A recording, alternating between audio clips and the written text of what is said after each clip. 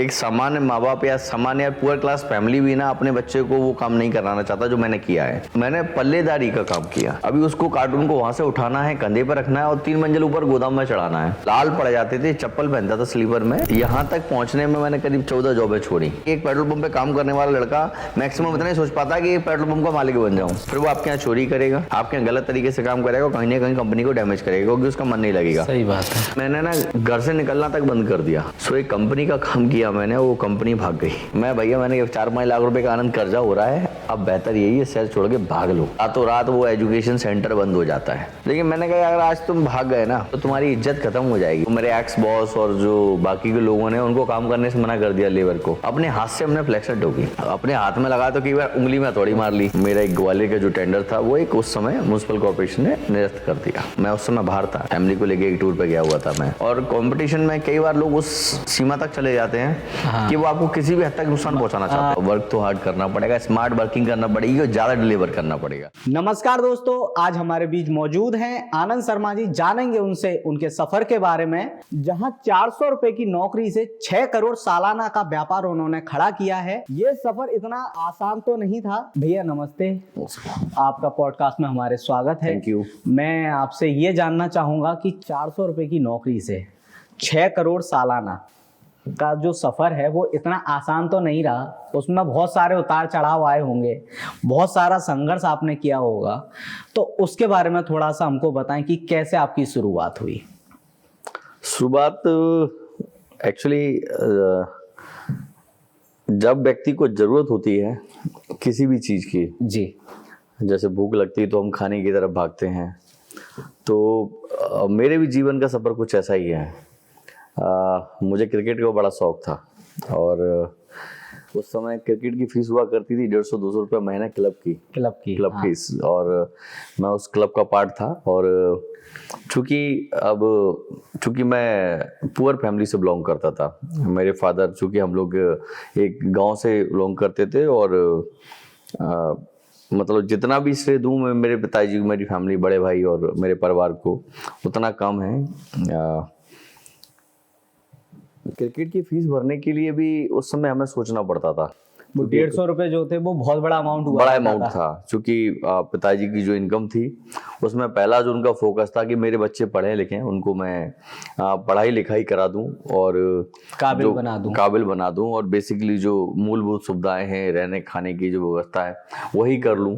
और पूरे परिवार में मेरे पिताजी अकेले थे जो पूरा घर संभालते थे। मेरे दादाजी या मेरे ग्रामीण में सब, तो उनका कहना यही था कि भाई तू पढ़, हम कोशिश करेंगे कैसे भी करके तुझे पढ़ाएंगे जी। और लेकिन मेरी रुचि थी, मुझे क्रिकेट खेलना था। तो मैंने एक दिन डिसाइड किया मैंने कि यार अब पिताजी तो पैसे दे नहीं रहे हैं, हाँ, अपन जॉब कर लेते हैं कहीं। अब वो एक 8th क्लास का बच्चा, नौकरी कभी की नहीं जी, तो नौकरी कैसे करे। तो उस समय आपकी एज 12-13 साल के आसपास, आई थिंक सो 14-15 साल के आसपास। और अब वो 12 साल का बच्चा, वो तो सॉरी 14-15 साल का बच्चा, एक 8th क्लास का बच्चा अभी जॉब मांगने गया है। हाँ। तो मेरे पास एक साइकिल हुआ करती थी, पिताजी ने मुझे दिलाई थी, रेड कलर की, बड़ी प्यारी फेवरेट साइकिल थी मेरी। तो मैं एक मेडिकल पे पहुंच गया, तो मैं नौकरी के लिए तो मैंने उनको 2-3 बार मैंने मेडिकल के चक्कर काटे। और आज भी उस मेडिकल से मेरे फैमिली टर्म्स है, बिकॉज मेरे जीवन के उस यहाँ तक आने में उनका बहुत बड़ा अहम रोल है। तो मैं उनके जब मेडिकल के आसपास खड़ा था तो उन्होंने मुझे देख लिया और उन्होंने, क्यों भाई क्या देख रहा है, चोरी करने का इरादा है क्या? उन्होंने मुझे डांट दिया, मैं भी डर गया। मैंने कहा नहीं भैया, मैंने कहा वो जॉब करनी थी मुझे। तो बोले यार जॉब करनी थी तो अच्छे खासे परिवार से दिख रहा है बेटा, क्यों करनी है जो जॉब? तो मैंने झूठ बोल दिया। अभी उस समय जब उनको ऐसा लगता है ना कि कुछ मिल रहा है तो उसको मतलब मैं कोई भी चांस छोड़ना नहीं चाहता था। हाँ।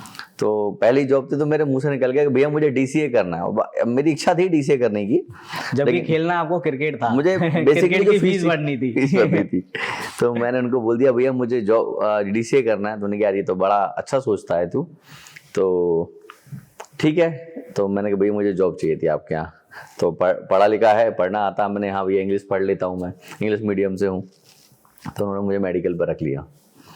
और वो मेरी जर्नी की शुरुआत वहां से 400 रुपए से हो गई। वो नींव जो रखी गई वो मेडिकल से रखी गई। तो अभी चूंकि मेरे घर में किसी को पता नहीं है, आप जॉब भी कर रहे हैं। जॉब भी कर रहे हैं, तो 3-4 दिन तो पता ही नहीं चला।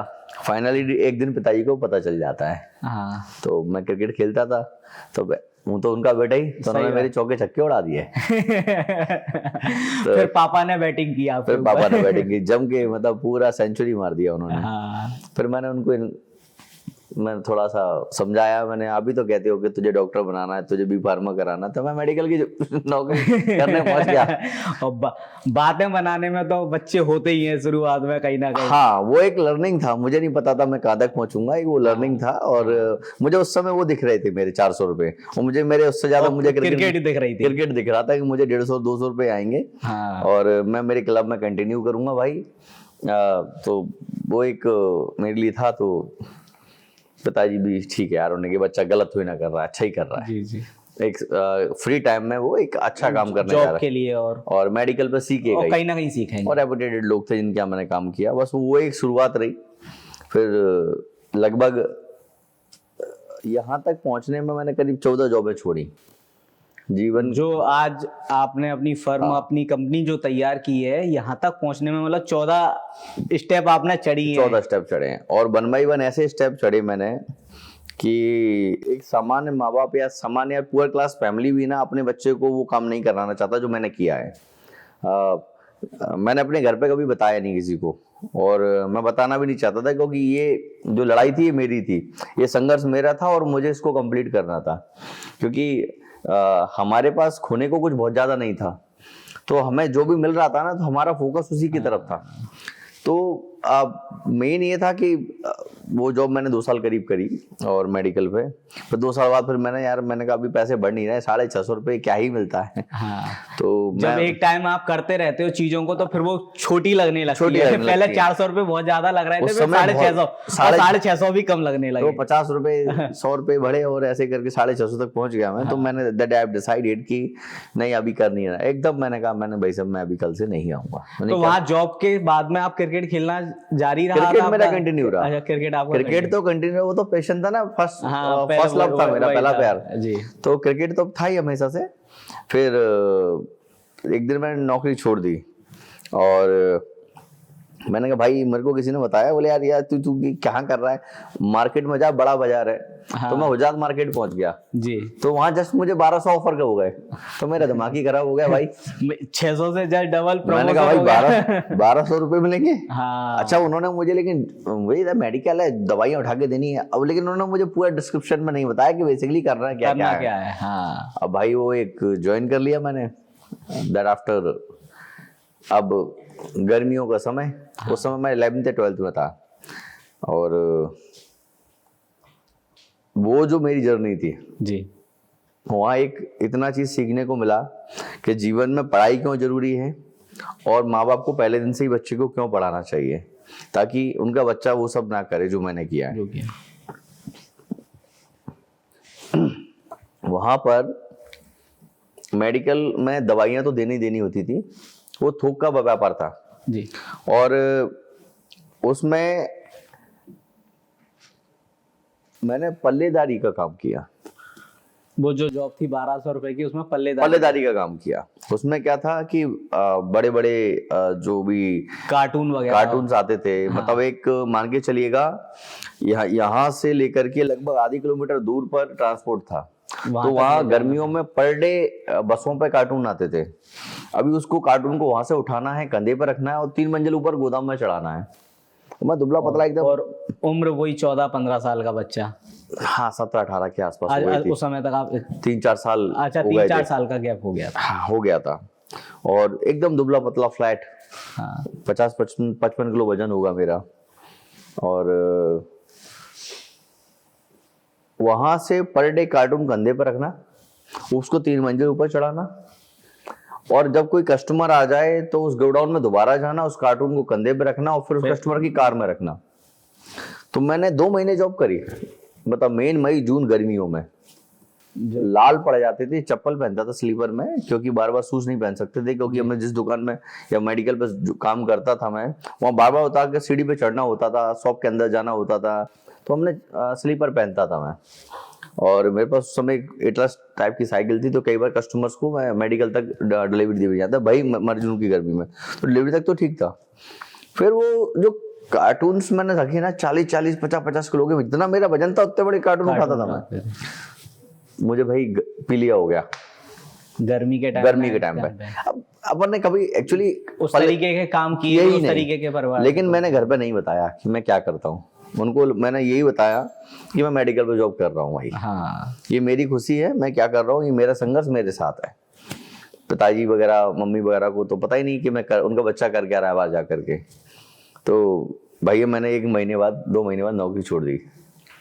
मैं उनके पास आया, मैंने कहा अंकल मैं जॉब नहीं कर पाऊंगा।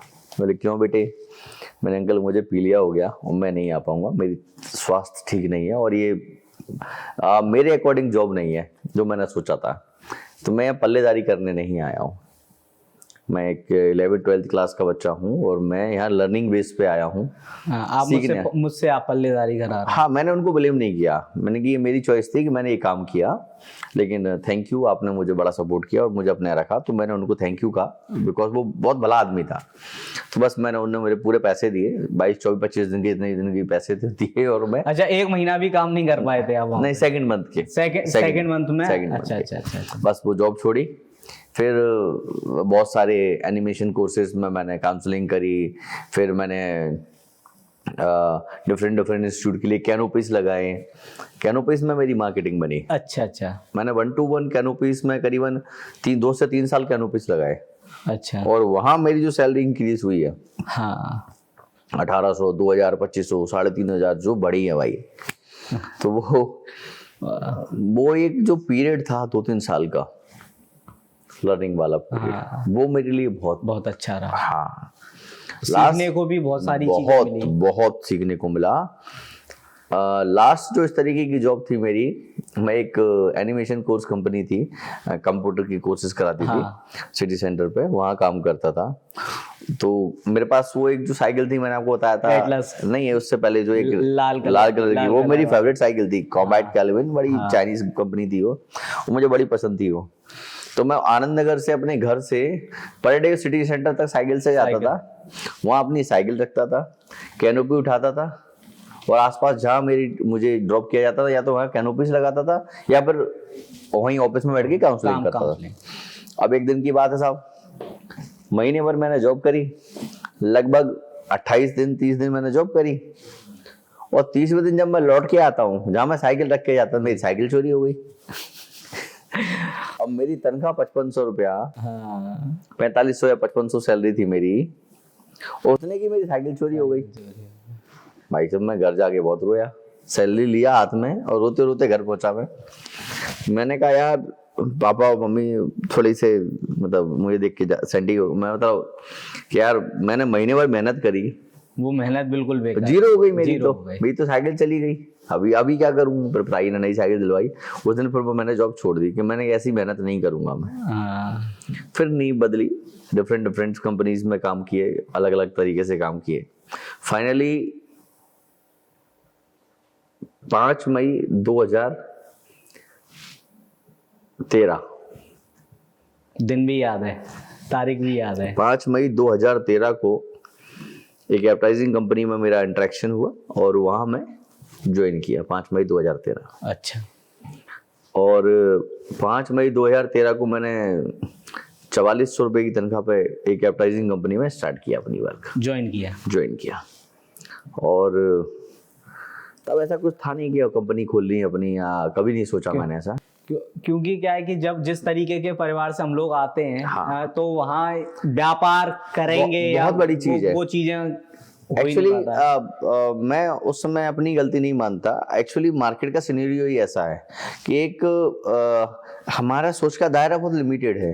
जिनका दायरा लिमिटेड नहीं होता, जो ओवर सोचते हैं, तो या तो लोग उनको पागल कहते हैं या फिर वो दुनिया को एक दिन पागल बना रहे होते हैं। सही बात है ना, वो अपना एक और ऐसा सेट कर लेते हैं। बहुत सारे उदाहरण है कि एक पेट्रोल पंप पे काम करने वाला लड़का मैक्सिमम इतना ही सोच पाता है कि पेट्रोल पंप का मालिक बन जाऊं। सही बात, इससे ज्यादा सोच ही नहीं पाता ना। सही बात, सोच ही नहीं होती उसकी। तो अपन ने भी कुछ ऐसा नहीं सोचा था। तो मैं बढ़िया काम कर रहा था। इवन मैंने वहाँ करीब 5 वर्ष काम किया। 5 साल। और मेरी शादी हुई 3 फरवरी 2014 में। तब तक आप जॉब ही कर रहे थे? जॉब ही कर रहा था मैं।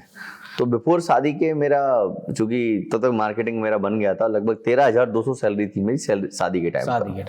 तो मेरे बॉस से मेरे कम्युनिकेशन हुआ कि बॉस अभी मेरा इतने से काम नहीं चलेगा, सैलरी बढ़ा दो, सैलरी बढ़ा दीजिए।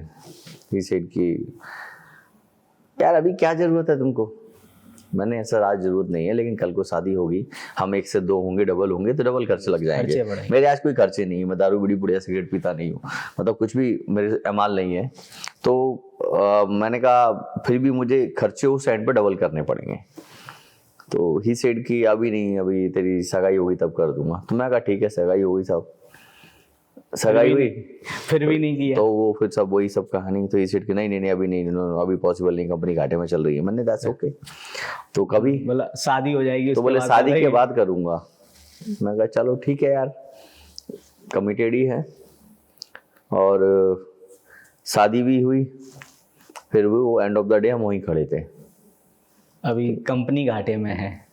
नहीं, क्या होता है ना, मैं एक्चुअली मानता हूँ कि लोग ना बातों के अलावा ना सोच से और कर्म से बड़े होते हैं। मैं आज उस पोजीशन में हूँ, तो मैं अपने आप को देखता हूँ उस पोजीशन में, और मैं मेरी टीम को बोलता हूँ। मतलब कई बंदे मेरे ऐसे काम करने आए और बोले सर हमें हमारी जॉब गवर्नमेंट जॉब लग रही है। मैंने बेटा जाना ही चाहिए तेरे को।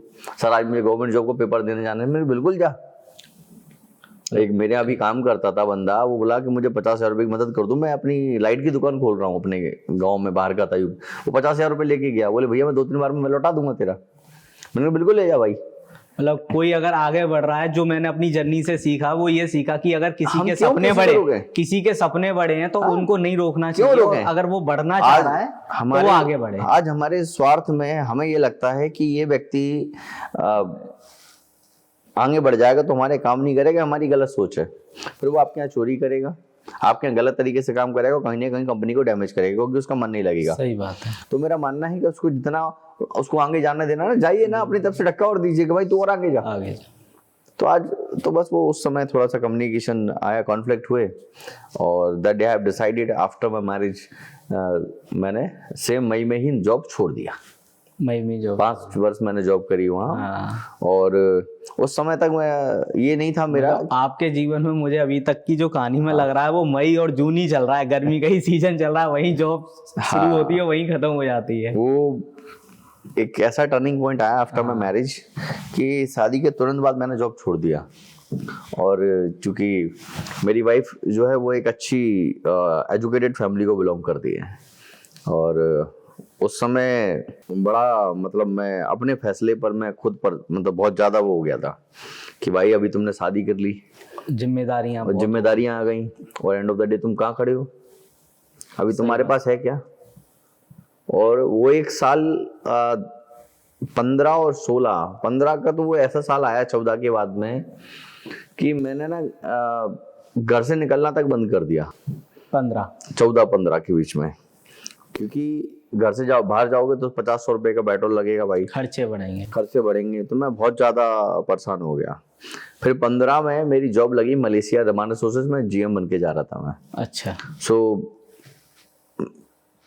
एक मैंने कहा अभी चांस देते हैं, अभी नहीं जा रहे। एक कंपनी का काम किया मैंने, सिम लाइन की, मार्केट में ट्रेडिंग करने लगा था थोड़ा सा। अच्छा। सो एक कंपनी का काम किया मैंने, वो कंपनी भाग गई। अब मैंने आपसे काम करा लिया, आपको पैसे देने हैं, इधर लेबर खड़ी उसको पैसे देने हैं, हाँ। जिसका मीडिया होर्डिंग्स लिया उसको पैसे देने भाई, और तुम्हारे हाथ में 0/7 कुछ नहीं है।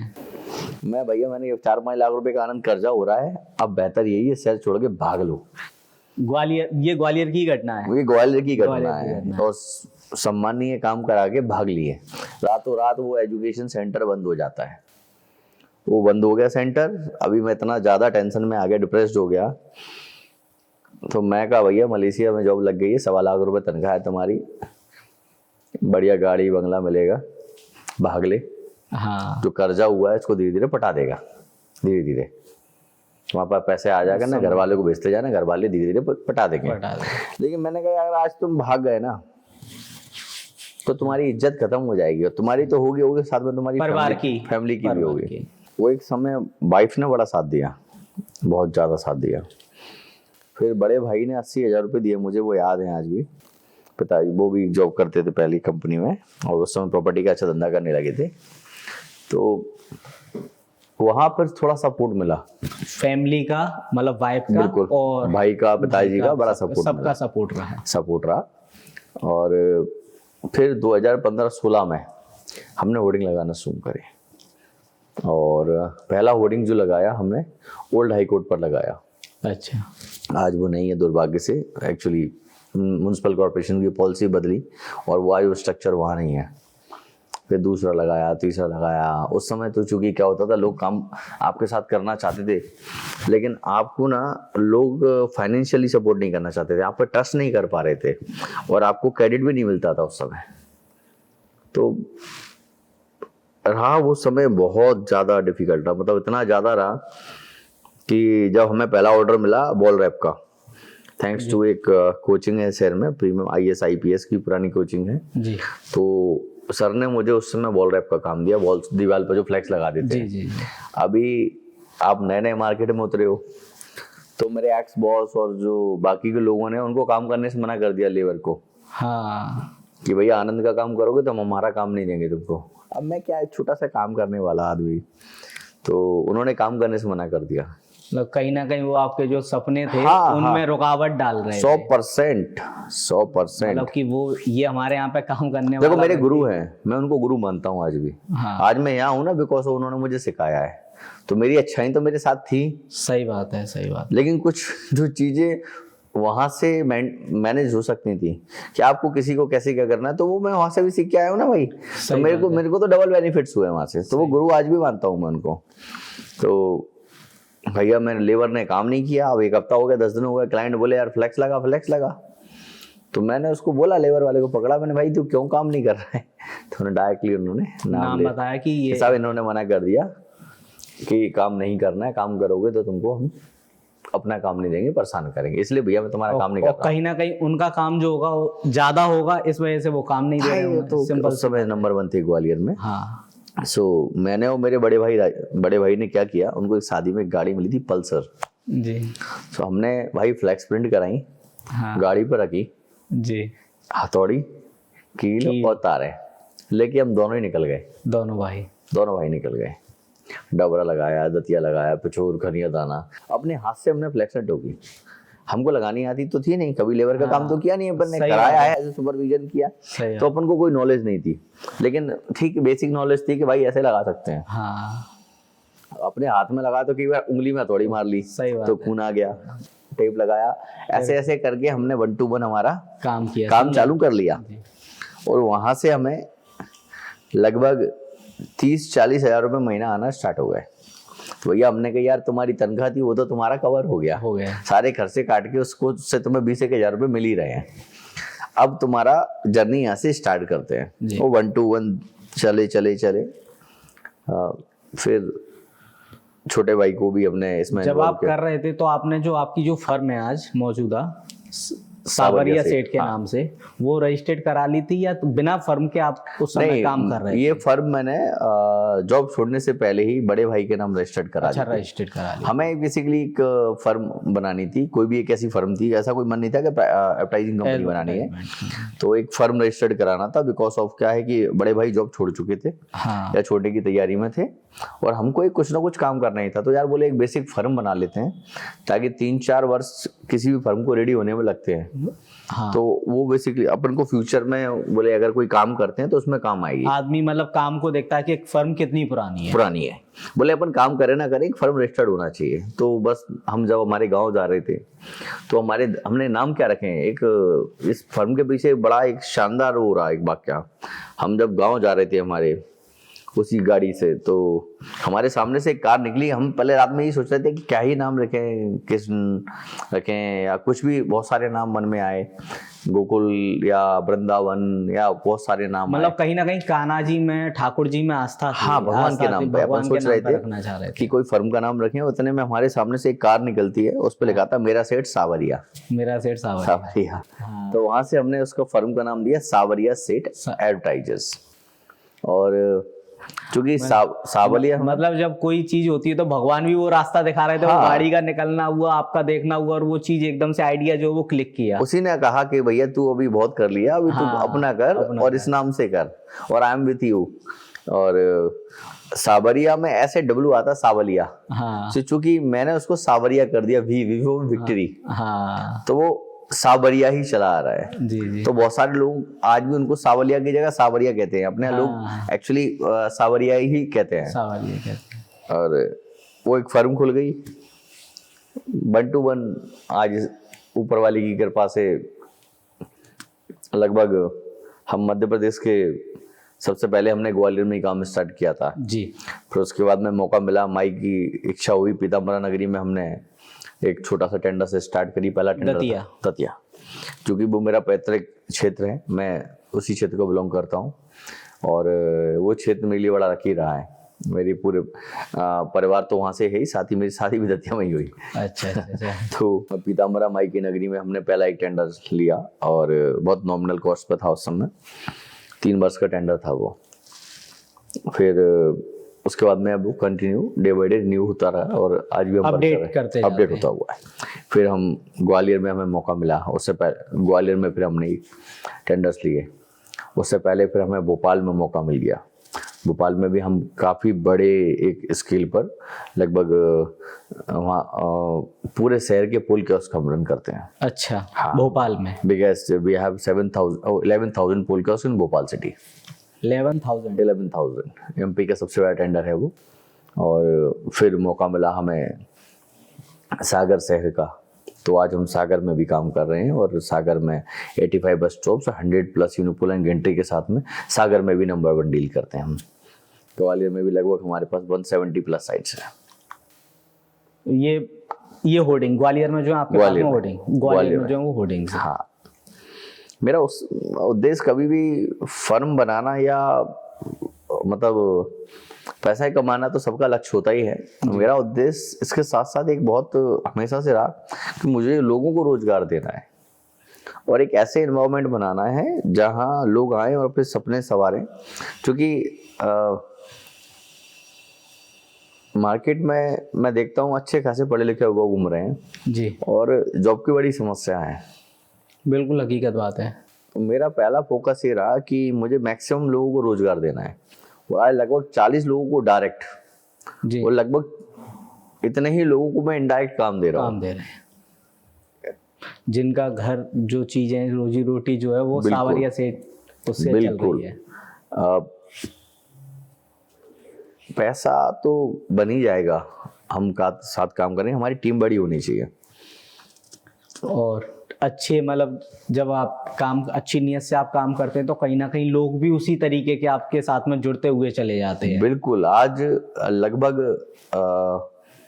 शहर के या मैं पूरे एमपी और पैन इंडिया में काम करता हूँ, तो डे बाई डे लोगों को हमने अपने साथ जोड़ा है और अच्छे अच्छे लोग जुड़े हैं। जी जी। और कभी भी आप देखेंगे किसी बात विवाद या हमारे किसी भी कंट्रोवर्सी में सावरी सेठ का नाम नहीं रहा है। मैं आपसे ये जानना चाहूँगा, ये तो आपकी जर्नी हुई, लेकिन जिस तरीके से, वैसे तो आसान रही नहीं, बहुत ही मुश्किलें रही इन सारी जर्नी में। एक बार कभी ऐसा समय आया जीवन में कि ऐसा कोई डाउनफॉल आया हो कि बिल्कुल ही मतलब हम एकदम से टॉप पे हों और फिर एकदम से हम नीचे आ गए हों, कुछ इस तरीके की चीज़ें रही हों जहाँ मतलब हमको अंदर तक से तोड़ दिया गया हो? देखिए मैं आपको बताऊं,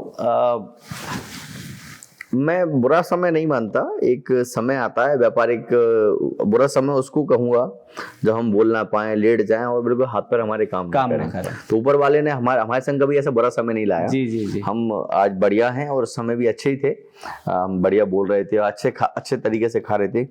व्यापार में क्या होता है, अप एंड डाउन बहुत होते हैं, उतार चढ़ाव चलते रहते हैं। और लास्ट ईयर एक छोटा सा इंसिडेंट हुआ व्यापार को लेकर के, जहाँ मेरा एक ग्वालियर का जो टेंडर था वो एक उस समय म्युनिसिपल कॉर्पोरेशन ने निरस्त कर दिया और 13 महीने की एक लंबी लड़ाई लड़ी। वो बहुत पैनिक था और हमसे ज़्यादा दुखी जो थे, चूंकि हम तीनों भाई पर डे मंथन करते हैं हमारे व्यापार को लेकर के, पर डे कम्युनिकेशन। आज भी पर डे हम एक ही टेबल पर खाना खाएंगे, एक ही थाली में खाना खाएंगे। अच्छा, मतलब आपकी जो फैमिली है वो जॉइंट फैमिली है। जॉइंट फैमिली है और शादी तीनों की हो गई है? हाँ, तीनों की हो गई, तीनों के 2 बच्चे भी हैं और बढ़िया एक हैप्पी फैमिली है हमारी। जी जी। सो हमारा पर डे का सिस्टम यही है कि हम आएंगे तो रात में हम पिताजी माताजी के साथ में 1 घंटे जरूर बैठेंगे, 11 बजे तक बैठेंगे। पर डे का नियम है, हम तीनों भाई और एक ही थाली में खाएंगे, पिताजी हम तीनों भाई बैठेंगे। पर डे क्या आया क्या गया, पर डे कम्युनिकेशन ऑलमोस्ट हम लोग करते ही हैं। बहुत ही रेयर केस में नहीं हो पाता जब मैं ना हूँ या भाई साहब ना हो, लेकिन तीनों भाई में से एक भाई हमारा घर पर जरूर रहता है। तो सबसे पहले तो पिताजी और मम्मी को समझाना बड़ा वो था, क्योंकि वो बहुत उतना बड़ा नुकसान, मतलब एक तरीके से देखना या बहुत ज्यादा। जो बड़े लोग होते हैं, जो पुरानी जो पीढ़ी है, वो जल्दी है ना घबरा जाते हैं और जल्दी चीजों से हो जाते हैं। तो सबसे पहले तो हमारा ये वो था कि हम पहले से पिताजी और मम्मी को, मैं उस समय बाहर था, फैमिली को लेके एक टूर पे गया हुआ था मैं। तो जब ये खबर मुझे सबसे पहले मुझे ही लगी, मैंने ऑन मेल जब खोल के देखा तो मैं शॉक्ड, और मेरी ट्रिप का सत्यानाश फैमिली को लेके गया था मैंने भाई हो गया कबाड़ा। फिर मैंने बड़े भाई को कॉल किया और जैसे ही मैं लौट के आया तो सबसे पहले अपने पिताजी मम्मी को समझाया कि हमारे पास क्या था सही और बात आज हम कहाँ क्या है। तो आप उस चीज से निश्चित रहिए। तो जब कुछ नहीं था, वहां से हमने यहाँ तक का सफर तय कर लिया है। आज हम यहाँ तक हैं, ऊपर वाले की कृपा हमारे पास है और हम बढ़िया खा रहे हैं, अच्छे तरीके से रह रहे हैं। तो उनको थोड़ा सा हमें लगा 1 आध महीने समझाने में, और जब पिताजी मम्मी को हमने समझा लिया फिर हमें लगा हम स्ट्रॉन्ग है, हम कर लेंगे वो। लेकिन आप विश्वास मानिएगा, मतलब उस समय भी अगर आप एकदम डाउन हो जाएं, मतलब कंधे गिर जाएं, जैसे अपन क्रिकेट खेलते हैं जी, और कंधे अगर सामने वाली टीम गिरा देती तो वो हार मान चुकी होती है। हमने हमारे कंधे नहीं गिरने काफी पैनिक रहा वो हमारे लिए, बहुत टूट गए थे हम लोग, पैसे से भी, और चलता हुआ धंधा एकदम से बंद हो गया। 1 साल लगा मुझे। मैं अभी मई में वो टेंडर दोबारा मैंने 13 महीने की लड़ाई के बाद में, मतलब हम जीत गए और म्युनिसिपल कॉर्पोरेशन ने उसको कंटिन्यू किया, thanks to municipal corporation current officers. So वो एक जो पीरियड था ना, उस समय क्लाइंटों का विश्वास जीतना, क्योंकि वो टेंडर नष्ट हो गया तो कहीं ना कहीं क्लाइंट के मन में ये बात आ जाती है कि वो इलीगल था और मतलब फेक इमेज क्रिएट हो गई, बहुत क्रिएट की गई, जिस नाम को एक तरीके से बनाने में वर्षों लगे और वो एक पल में मतलब बिल्कुल से खत्म हो जाता है। मैं आपको बताऊं, मैं सिमिलर इस लाइन में हूं और विश्वास मानिएगा मेरा कभी मोटिव जो रहा ना, कभी किसी को गिराने का नहीं रहा। मैंने जहां भी काम किया है मैं हमेशा पॉजिटिव की बात करने वाला व्यक्ति हूँ, मैं नेगेटिव बात नहीं करता। या मैं समाधान की बात करूंगा कि यार अपन को ऐसा नहीं ऐसे करना चाहिए था, या फिर मैं पॉजिटिव बात करूंगा कि यार ये कोई कहता है कि साहब आपने 100 लड्डू बनाने थे और आपने 99 बनाया, और मैं ये कहता हूँ कि यार आपने 1 कम क्यों बनाया है। हाँ, आप 99 की बातें क्यों कर रहे हो, आप तो 1 की बात कर रहे हो कि यार 1 और बना लेते अपन। सही बात है। तो लोग माइनस की बात करते हैं, मैं कहता हूँ यार ये तो मतलब समाधान होनी चाहिए। मेरा कभी भी इस तरीके का मोटिव नहीं रहा कि मैं कभी किसी को नीचे गिरा दूं, क्योंकि जिस इंडस्ट्री में आप होते हैं आपके कंप्यूटर बहुत होते हैं और कंपटीशन में कई बार लोग उस सीमा तक चले जाते हैं कि वो आपको किसी भी हद तक नुकसान पहुंचाना चाहते हैं। मतलब एक तरीके से बोला जाए, जब वो है ना व्यापारिक दृष्टि से आपसे है ना लड़ाई नहीं लड़ पा रहे हो तो कहीं ना कहीं वो दूसरी तरीके से चीजों से आपको कमजोर करते हैं। देखो ये जो मतलब स्ट्रेटजी है किसी अच्छे बिजनेसमैन की तो निशानी नहीं है। आप अपनी लाइन बड़ी कर दो। सही बात है, आप अपनी काबिलियत बढ़ा लो, अपना विजन अच्छा कर लो, ये सारी चीजें आप कर लोगे तो आप उन सारी चीजों को हासिल कर लोगे। आज हमारा जो भी मीडिया है, आज हम जो भी काम करते हैं, हमारे कस्टमर्स हैं जो हमारे साथ एक बार जुड़ गया, चाहे हम जो भी काम करते हैं, तो हम हमेशा सर्विस में बड़ा बिलीव रखते हैं। हमारे प्राइजेस, हमारा लोकेशन, हम हमेशा यही कहते हैं, हम सामने वाले का बुरा कभी नहीं बताते, हम अपना अच्छा बताते हैं। हमारे पास में हमारी ये अच्छाई है, हम ये चीज हमारा मीडिया जेटफुल लाइफ। और वैसे ज्यादातर कॉम्पिटिटरों के पास में अगर आप जाते हो तो वो है ना, अरे उसके पास में क्या है, उसका तो ऐसी जगह है या उसकी वैसी जगह है, कहीं ना कहीं इस तरीके से सामने वाले को वो डाउनफॉल करते हैं। वो एक समय रहता है और लोग दूसरे को नेगेटिव करने का बहुत प्रयास करते हैं।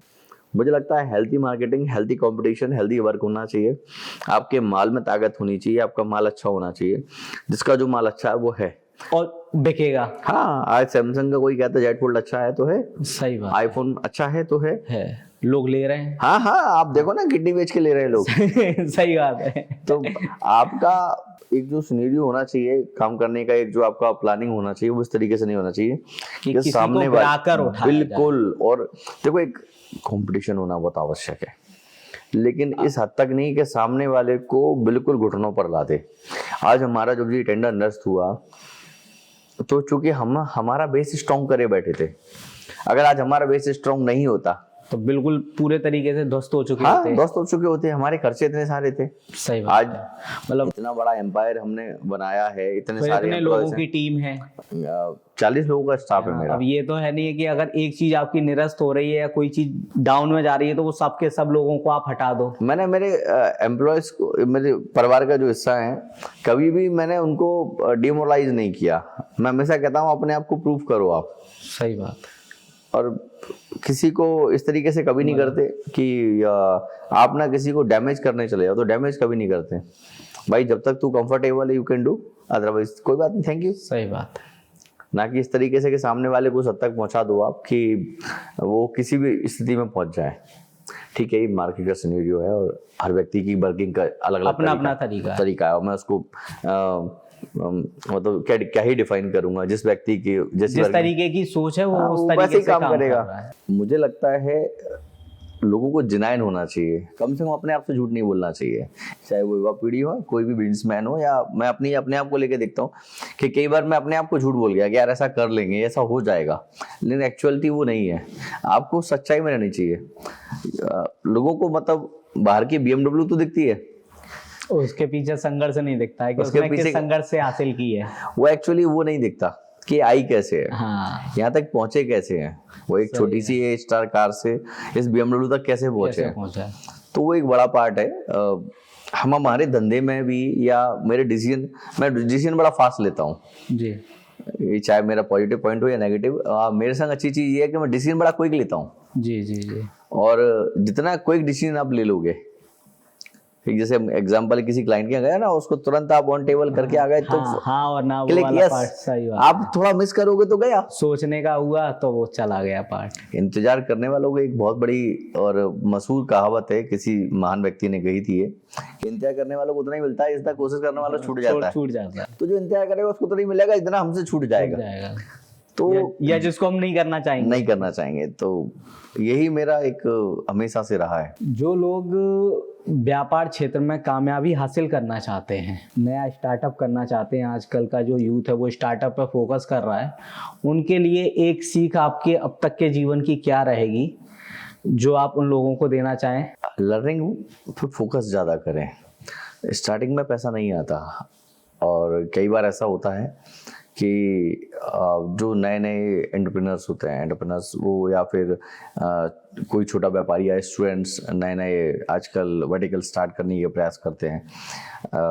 पैसा बैंक और फ्रेंड्स से, फैमिली से मिल जाता है, लेकिन क्या होता है कई बार कंटिन्यू नहीं कर पाते।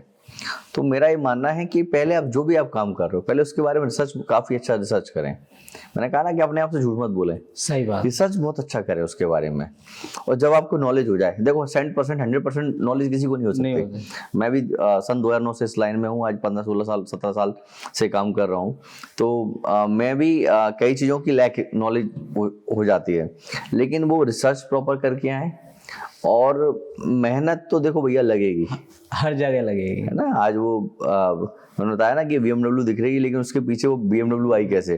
तो आपको ना 24/7 वर्किंग करना पड़ेगा, मेहनत लोगों से अलग सोचना पड़ेगा, लोगों को एक्स्ट्रा सर्विस देनी पड़ेगी। मैं अक्सर एक कहावत कोट करता हूँ सब जगह कि आज हम पानी की टिक्की पीने जाते हैं और पानी की टिक्की वाले से अगर हमने फ्री में पानी की टिक्की मांगी तो उसने अगर एक की जगह 2 खिला दी तो यार ये तो बहुत अच्छा है। हाँ, और कहीं उसने नहीं साहब हम सूखी टिक्की नहीं देते फ्री की, हाँ, उसके तो पैसे लगते हैं, तो वो बुरा हो गया। सही है।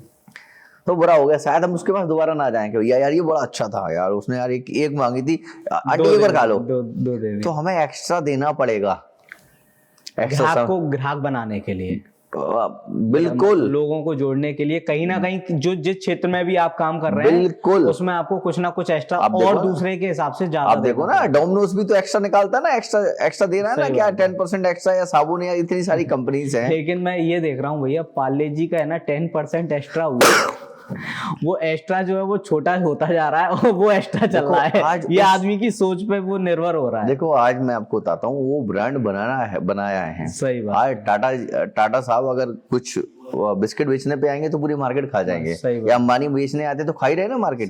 तो उन्होंने उस लेवल, उस ट्रस्ट को क्रिएट किया है। ये हमको पता है कि पेप्सी में जहर होता है। आज कोई भी कोल्ड ड्रिंक खरीदने जाए तो बच्चा सबसे पहले पेप्सी बोलता है, वो नाम तो ब्रांड है ना, नाम रटा हुआ है, बनाया है मार्केट। आज हम सनफ्लावर ऑयल को डालडा कहते ही है ना, वो कंपनी ब्रांड वैल्यू हो गई ना। सही बात है, सही। तो हमें ब्रांड बनाने तक बहुत मेहनत करनी पड़ेगी। हो सकता है 1 साल लग जाए, 2 साल लग जाए। कई सेगमेंट में ऐसा होता है कि लोग पहले दिन से पैसा आना स्टार्ट हो जाता है, लेकिन कई सेगमेंट ऐसे थोड़ी सी मेहनत करनी पड़ती है। तो मेरा सभी से यही कहना है कि आप उस पर रिसर्च करें, पूरी ईमानदारी के संग काम करें, अपने आप से झूठ ना बोलें, और लैक ऑफ नॉलेज हो तो बिल्कुल ना उतरे, नॉलेज गेन करके आए, मार्केट में उतरे। जैसे आजकल जो मैं लोगों को देखता हूँ कि उनको दूसरों का जो व्यापार कर रहे होते हैं, बोला ये अच्छा है तो उन्होंने वो चेंज कर लिया, फिर दूसरे का देख रहे हैं वो अच्छा है तो उन्होंने उसको चेंज कर लिया। तो मतलब दूसरे के व्यापार को देख के, दूसरों की चीजों को देख के आकर्षित ना हो। नहीं, बिल्कुल नहीं, वो बिल्कुल आप नहीं। किस लिए बने हुए हैं, आप क्या अच्छा कर सकते हैं, बिल्कुल नहीं करना चाहिए।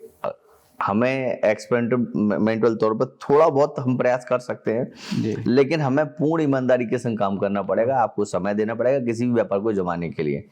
मुझे 17 वर्ष हो गए, 15-17 वर्ष, और आज भी कई दिन ऐसे आते हैं कि मैं पूरे दिन भर काम करता हूँ। रात में अगर कोई काम आ गया, साइड लग रही है, तो रात भर साइड पर खड़ा हूँ मैं। आज भी अगर मेरी कोई साइड लगती है शहर में तो रात भर खड़ा रहता हूँ मैं, और मॉर्निंग में फिर आऊँगा 6-7 बजे घर आऊँगा और 11 बजे मैं रेडी होकर ऑफिस निकल जाता हूँ। दिन में 3-4 मीटिंग निपटाऊंगा। तो कई बार ऐसा समय आता है कि 2-2 रातें सो नहीं पाते हम लोग। आज भी वर्किंग का समय है कि अगर किसी क्लाइंट ने कह दी गेटअप के 9 बजे आनंद चाहिए, तो हम घर में खाना चूंकि लेट बनता है क्योंकि हमारी टाइमिंग 10-11 बजे की है, तो मैं 9 बजे ही घर से निकल आया, तो भाई दिन भर खाया ही नहीं खाना। कई बार ऐसा भी हो जाता है। तो भैया वर्क तो हार्ड करना पड़ेगा, स्मार्ट वर्किंग करना पड़ेगी और ज्यादा डिलीवर करना पड़ेगा, मेरी यही सबसे कहना है। थैंक यू भैया, थैंक यू, आपने हमें समय दिया। आज हमने मुलाकात की आनंद शर्मा जी से, उनसे जाना जीवन के बारे में, किस तरीके से व्यापार को उन्होंने आगे बढ़ाया। भैया आपने हमें अपना समय दिया, उसके लिए thank you so much. Thank you Tanuj ji और पूरी टीम जिन्होंने मुझे अपनी बात रखने का मौका दिया। So thank you everyone. Thank you so much. Thank you.